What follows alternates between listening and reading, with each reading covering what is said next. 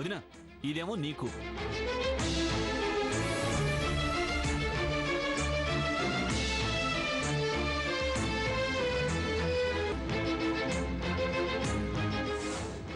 ఇదిగో ఈ డ్రెస్సులు వంశోద్ధారకుడు అంటావే వాడి కోసం.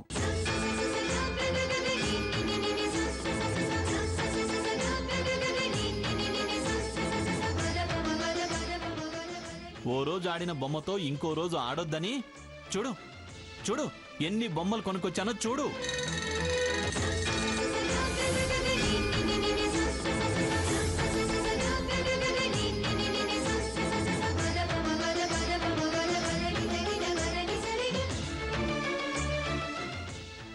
చూడండి సడన్ సర్ప్రైజ్ చేద్దామని ఇవన్నీ ఇలా కప్బోర్డ్లో పెట్టి దాచాను.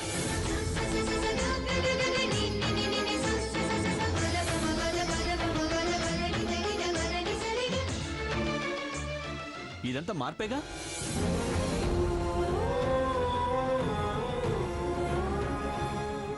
మారకూడదనా? మనిషి చేశానా రాక్షసుడిగా చేశానా? లేదంటే ఇది నాటకమా? మోసం చేయడానికి అని అంటామే. చెప్పు గ్రాని, మారానా లేదా?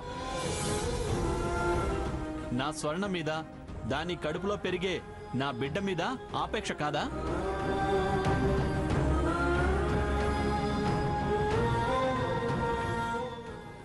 ఇదంతా డ్రామానేనా? ఇంత ప్రేమ పెంచుకున్నోణ్ణి పందిరి కూల్చి దాని ప్రాణం తీద్దామనుకుంటానా?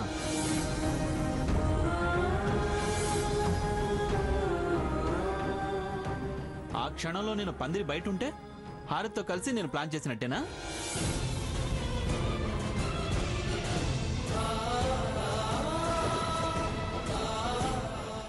తను పొరపాటు పడితే కాదు వాడు అలా చేసేవాడు కాదు, నా పెంపకం అంత దుర్మార్గమైంది కాదు అని చెప్పాల్సింది పోయి నన్ను దూరంగా ఉండు అంటావా?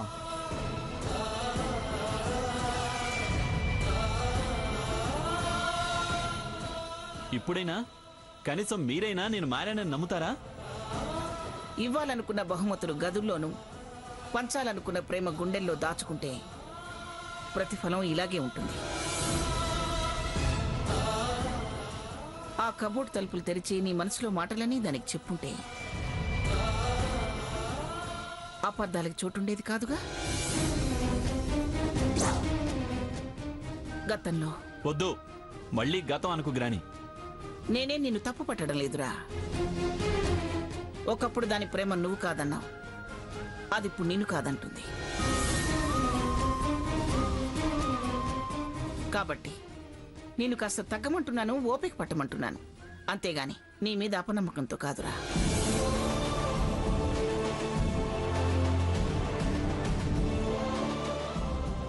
కనీసం అది మా మాట వినే పరిస్థితికైనా రావాలి కదరా. లేకపోతే ఇంకా అపార్థం చేసుకుంటే ఎవరికి నచ్చ చెప్పే అవకాశం ఉండదురా. స్వర్ణ, చూసావుగా వాడి మనసులో ఏముందో? చూసావుగా వాడు ఏ ఊహల్లో బతుకుతున్నాడో? సీత, సమయం చూసి నువ్వే కాస్త దానికి నచ్చ చెప్పాలి. మీరు నాకు చెప్పాలా అమ్మమ్మ గారు? అదెవరు? నా చెల్లెలు.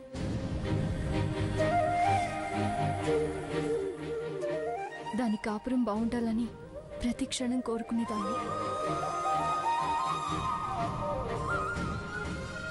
తను నిన్ననే స్వర్ణని ఆలోచించుకోమని చెప్పింది కదా. ఇప్పుడున్న ఆలోచన నుంచి బయటపడాలి. స్వర్ణ ఖచ్చితంగా మారుతుంది నానమ్మ. సాకేత్కి దగ్గర అవుతుంది.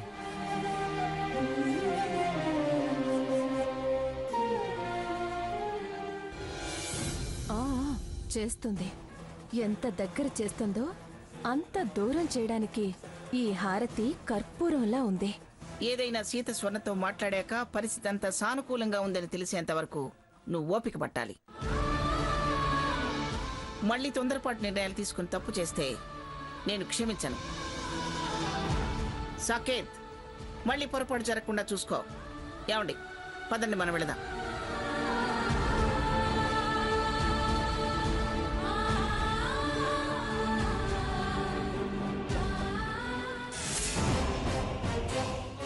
ఒక్కటి కాదు 100 పొరపాట్లు చేయిస్తా.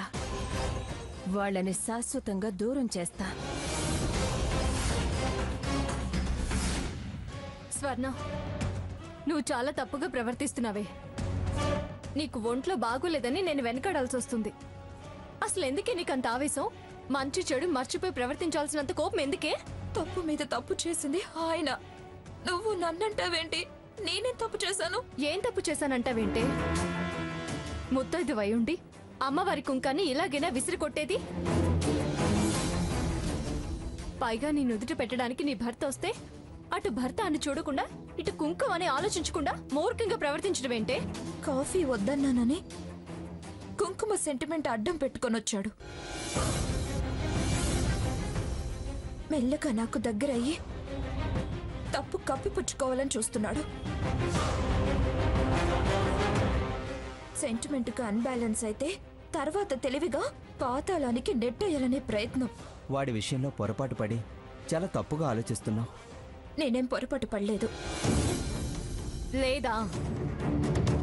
అసలు సాకేత్ మనసులో ఉన్న మాట చెప్పే అవకాశాన్ని ఇవ్వడం లేదే. వినే ఓపిక నీకు అంతకన్నా ఉండడం లేదు. వినటం మొదలు పెడితే ఏదో ఒక హరికథ చెప్పి నా చెవిలో పువ్వులు పెడతాడు. అతనే అబద్ధం చెప్పలేదు. దానికి సాక్ష్యం మేమే. దేనికి సాక్ష్యం? వాడి మనసులో ఏముందో, వాడు దేవుడికి ఏం చెప్పుకున్నాడో, వాళ్ళు ఎంత మార్పు వచ్చిందో చూసిన సాక్షులం మేమే. నాకు ఆ పందిరి కూలటానికి ఏ సంబంధం లేదని నీకు తెలుసు. స్వర్ణం నాకు దూరం చేయకు, అపార్థాలు పెరగనీయకు. అలా నమ్మించాడు మిమ్మల్ని. తప్పు స్వర్ణ. ఇలా తొందరపడి నిర్ణయాలు తీసుకోకూడదు. నిన్న నువ్వన్న మాటలు, నీ ప్రవర్తన సాకేత్ని చాలా కలిసివేశాయే. అత్తయ్య గారితో చెప్పుకొని చాలా బాధపడ్డాడు. స్వర్ణ నన్ను అపార్థం చేసుకుని అసహించుకుంటోంది. నన్ను నమ్మను అని తెగేసి చెప్పింది. నాకు స్వర్ణ మారి మళ్ళీ బావా అని ప్రేమగా పిలిచేదాకా మనశ్శాంతిగా ఉండదు. అది నటన కాదు, మోసము కాదు. అక్కగా నేను నీకు ప్రేమతో చెప్పడం లేదు. మిమ్మల్ని ఇద్దరినీ కలపాలని అబద్ధమో చెప్పడం లేదు. లేదు, నేను నమ్మను. స్వర్ణ, సీత, ఇప్పుడు మనం ఏం చెప్పినా తనకి నమ్మకం కుదరదు. ఇంకా వాదిస్తే మన మీదే అపనమ్మకం కలగచ్చు. సమయం ఇవ్వు, కాస్త ఆలోచించుకొని. సరేనే, నువ్వే కరెక్ట్ అనుకో. సాకేత్లో మార్పు మాత్రం నిజం. అది మేము నమ్ముతున్నాము. నీ కోపాన్ని దేని మీదైనా ఎవరి మీదైనా తెచ్చుకో, కానీ నీ సౌభాగ్యాన్ని మాత్రం నిర్లక్ష్యం చేయకో. రఘు, ఆ కుంకుమ అందుకో.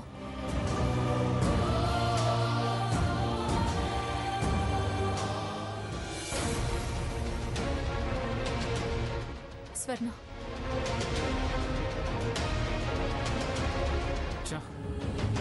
వదిలిపోయిందనుకున్న దరిద్రాన్ని తాతయ్య తిరిగి ఇంటికి తీసుకొచ్చి పెట్టాడు. ఎప్పుడు ఏ పిడుగు నా నెత్తిన పడేలా చేస్తుందో అని భయపడుతూ బతకాల్సి వస్తోంది. దగ్గరకు తీసుకోవాలనుకునే స్వర్ణని దూరంగా అయ్యేలా చేసింది. వదిలించుకోవాలని చూసే ఈ రాక్షసి దగ్గర చేరింది.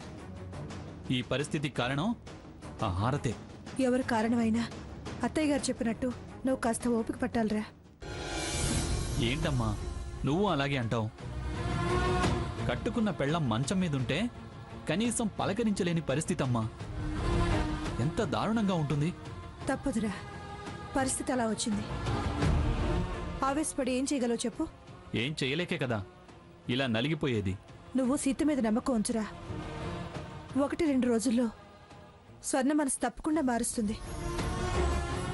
బాధపడి బలహీనపడుకో, ధైర్యంగా ఉండరా. నువ్వు బాధపడుతుంటే నేను తట్టుకోలేను. ఉండు, నీకు కాఫీ తీసుకొస్తాను.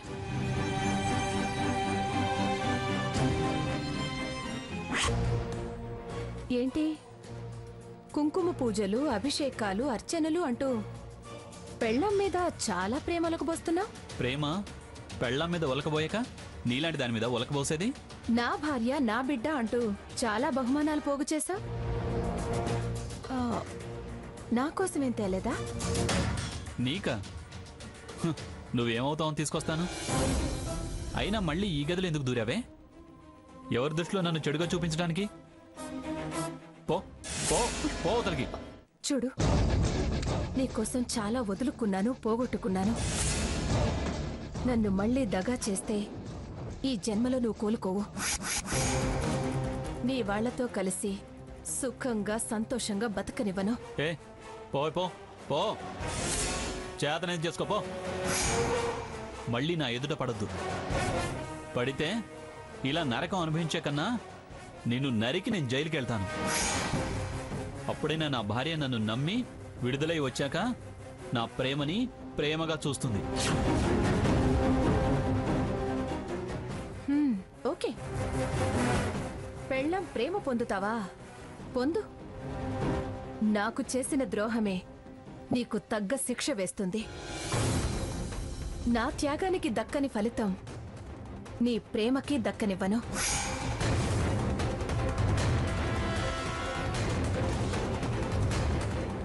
ఛీ, ఏ రాహుకాలంలో పరిచయం అయ్యిందో దెయ్యం పట్టినట్టు పట్టి పీడిస్తోంది.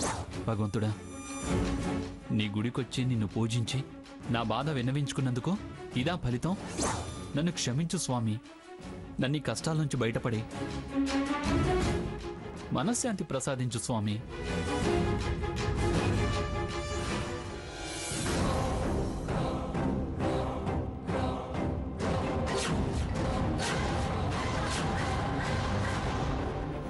రాణి, నీ రూమ్లో క్యాస్టర్ ఆయిల్ ఉందా?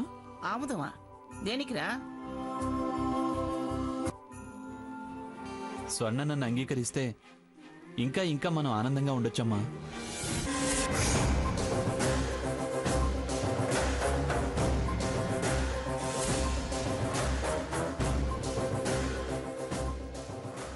ఏదో ఒక ప్లాన్ చేసి స్వర్ణ లేచొచ్చే ముందు ఈ ఆయిల్ తలుపు ముందు వేశామనుకో, అది జారి పడుద్ది, దాని పని డమాల్.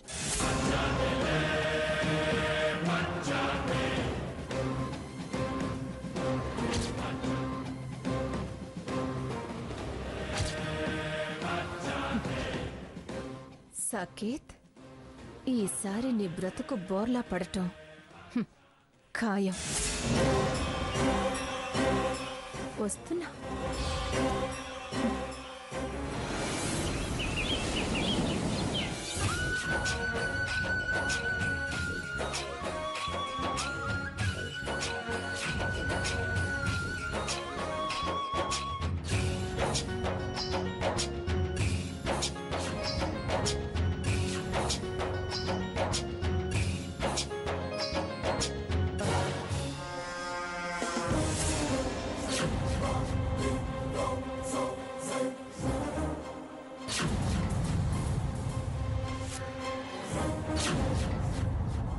ఓహో, చక్కగా పూజ చేస్తున్నావా?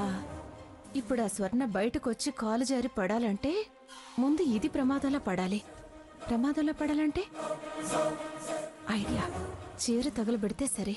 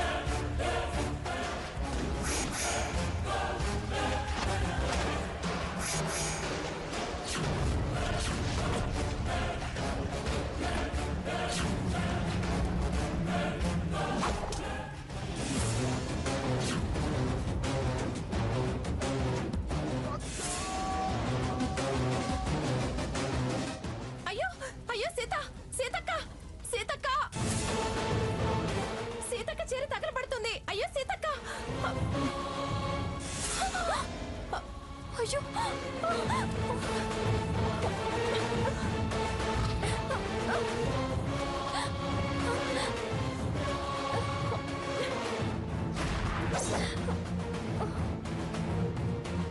సీత, ఏమైందమ్మా?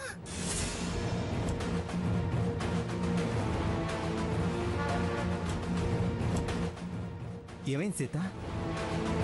ఎందుకు హారతి అలా పిలిచావు? ఏంటి సీతక్క, చూడు నీ చీర ఎలా అంటుకుందో. లేచిన వేళ మంచిదైంది కాబట్టి సరిపోయింది. నేను చూడకపోయిండుంటే మంటల్లో మలమల మాడిపోయేదానివి.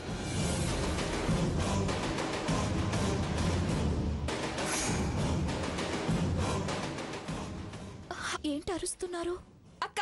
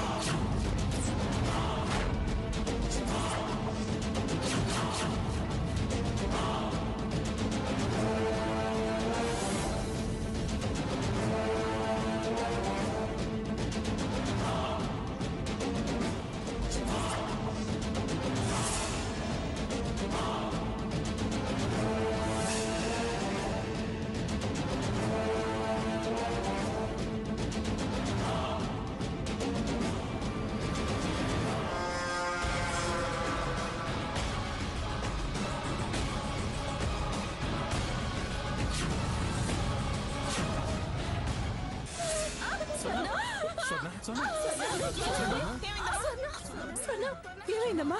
స్వర్ణ,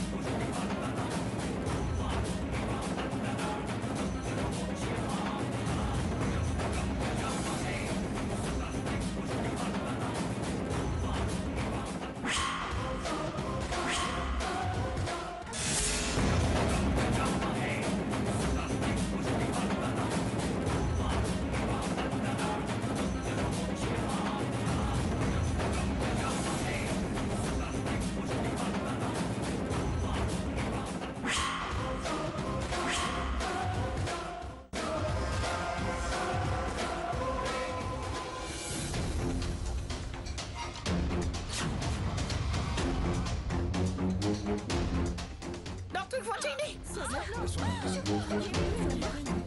త్వరగా చేరా. డాక్టర్ గారు, నేను సాకేతని మాట్లాడుతున్నాను. మీరు అర్జెంట్ రావాలి. హాస్పిటల్ తీసుకెళ్దాం పద. హాస్పిటల్ కాదండి, ముందు గదిలోకి తీసుకెళ్ళండి. పదండి.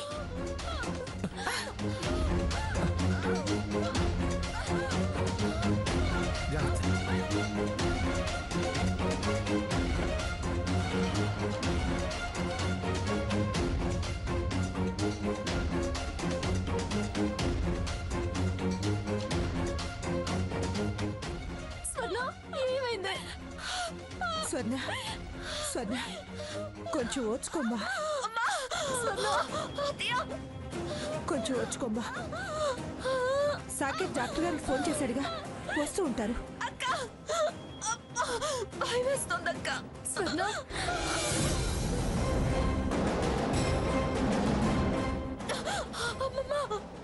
స్వర్ణ, అక్క భరించలేకపోతున్నాను.